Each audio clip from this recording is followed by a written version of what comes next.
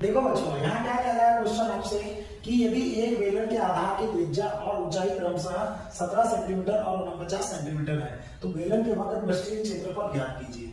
अब बेलन का वक्र पृष्ठीय क्षेत्रफल सबसे पहले तो आपको पता होना चाहिए बेलन क्या होता है। तो सर जब हम किसी वृत्त को n ऊंचाई तक एक समान रूप से उठा दे तो उससे किसका निर्माण होता है, बेलन का। और ये क्या होगा, इसकी हाइट, और ये क्या होगा, इसकी आधार की त्रिज्या।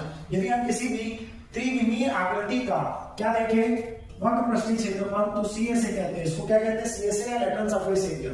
CSA क्या होता है, आधार का परिमाप। आधार क्या है, इसका वृत्त है। वृत्त क्या परिमाप क्या होता है, 2πr।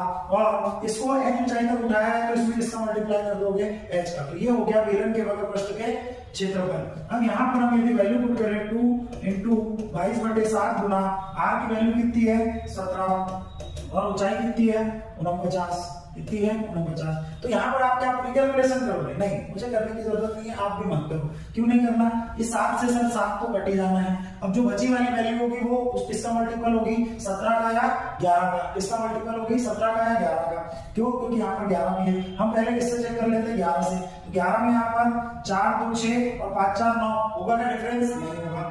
6 2 8 5 5 10 डिफरेंस 2 आ रहा है, होगा क्या, नहीं होगा। 8 2 10 8 5 13 कितना डिफरेंस आ रहा है, 3, नहीं होगा।